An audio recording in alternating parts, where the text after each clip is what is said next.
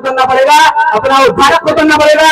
लेकिन ना तो अम्बेडकर लौट करके आने वाले हैं, ना कांशीराम लौट करके आएंगे, ना ज्योतिबा फूले लौट करके आएंगे, ना सावित्रीबाई फूले लौट करके आएंगे, ना पेरियार लौट करके आएंगे, ना इकबाल, जितने महापुरुष हैं कोई लौट करके नहीं आने वाला। हमें अपना उद्धारक को बनना है, ये साफ कांशीराम ने कहा। और जो महापुरुषों का जो संघर्ष है, जो कारवा है, उस कारवा को लेकर के 1956 में बाबा साहब अम्बेडकर ने इसी आगरा में कहा कि मेरे जितने अनुयायी हैं, मैं ये चाहता हूं कि इस कारवा को बहुत मेहनत और संघर्ष करके यहाँ तक लाया हूं। अगर आप इस कारवा को आगे न ले जा सके तो कम से कम पीछे मत जाने दीजिएगा, इस कारवा को वहीं रोक कर रखिएगा। लेकिन आज मैं देखता हूँ कि बाबा साहब का वो कारवा पीछे जा चुका है। ये हमारी कमजोरी है, ये हमारी नाराजगी है कि हमने बाबा साहब के कारवा को आगे न बढ़ाया। ये हम लोग देखते हैं इस बात को। बाबा साहब जब पैदा हुए, अपने पिताजी की 14वीं संतान थे, कोई पढ़ा लिखा नहीं था उस समय, किसी को पढ़ने का अधिकार नहीं था, स्कूल जाने का अधिकार नहीं था, नौकरी का तो क्या अधिकार होगा। तो बाबा साहब जब पैदा हुए, उनके पिताजी रामोजी राव जी वो सेना में सूबेदार थे, और उन्होंने कहा कि मैं चाहता हूं कि मेरा बच्चा पढ़ना शुरू कर दे।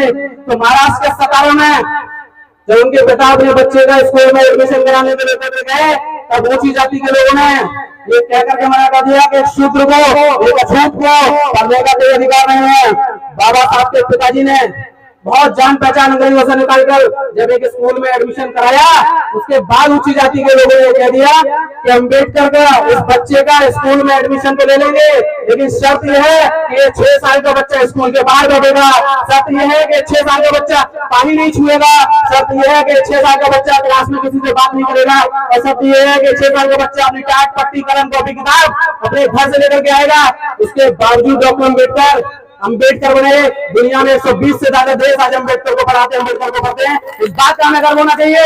जिस बच्चे को स्कूल में नहीं जाने दिया गया, उस बच्चे को पूरी दुनिया आज पढ़ा रही है। इससे ज्यादा गर्व की बात ना मेरे लिए हो सकती है, इससे ज्यादा गर्व की बात ना आप लोगों के लिए हो सकती है। 120 से ज्यादा देश उस बच्चे को पढ़ा रहे हैं।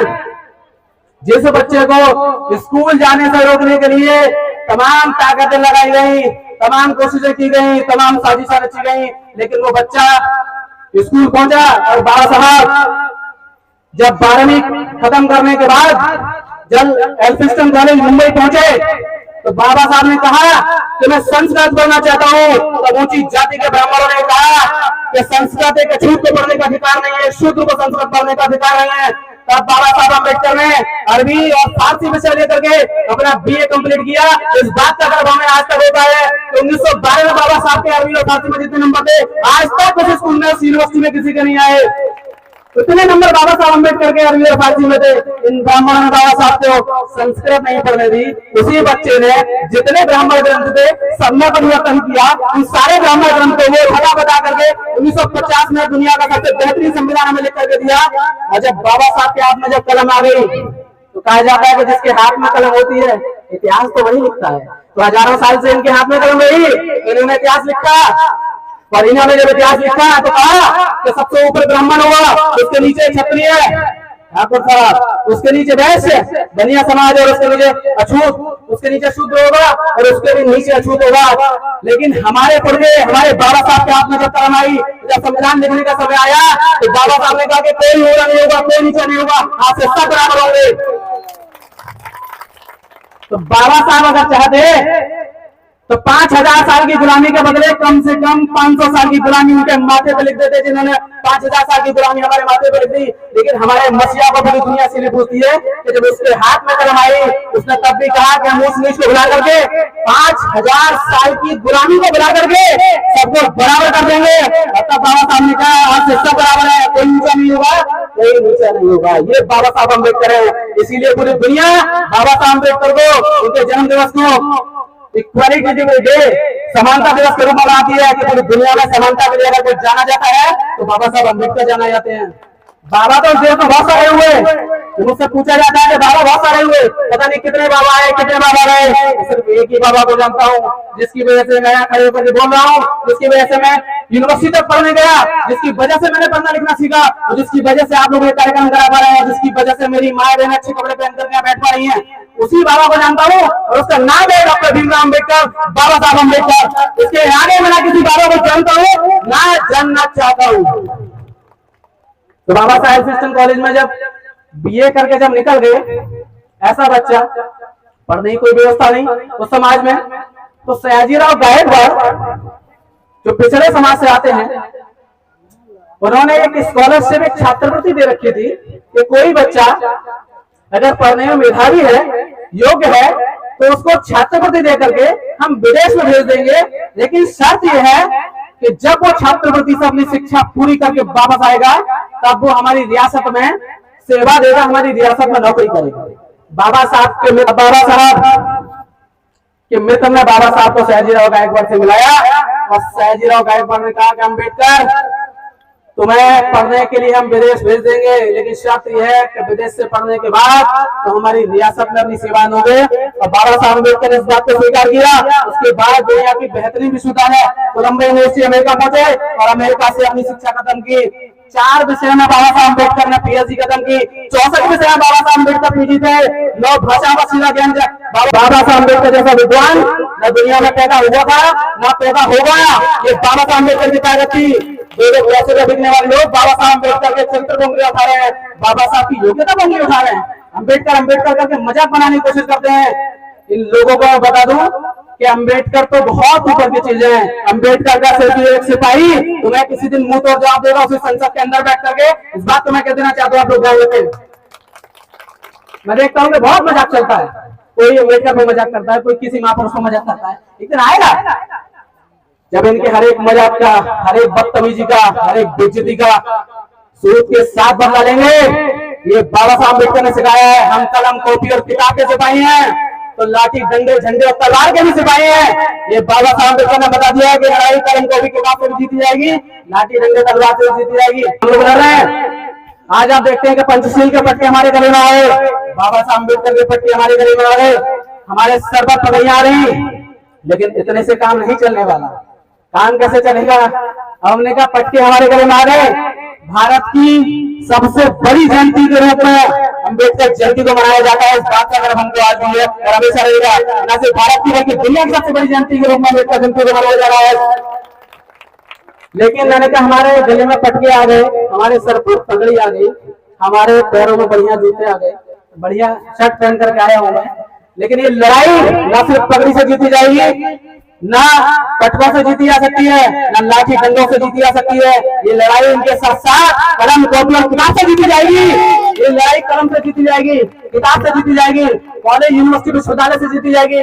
जिस दिन मेरे समाज का हर एक बच्चा स्कूल की तरफ मुड़ना शुरू कर दिया, मंदिर के रास्ते को छोड़ करके, उस दिन मैं दावे के साथ कह सकता हूँ कि इस देश में नहीं पूरी दुनिया में सबसे बड़ी अम्बेडकर क्रांति होगी। और जो लोग हजारों साल से हमारा शोषण करते आए हैं वो उस दिन देख लेंगे कि ना दलित किसी से कम है और ना कभी कम थे।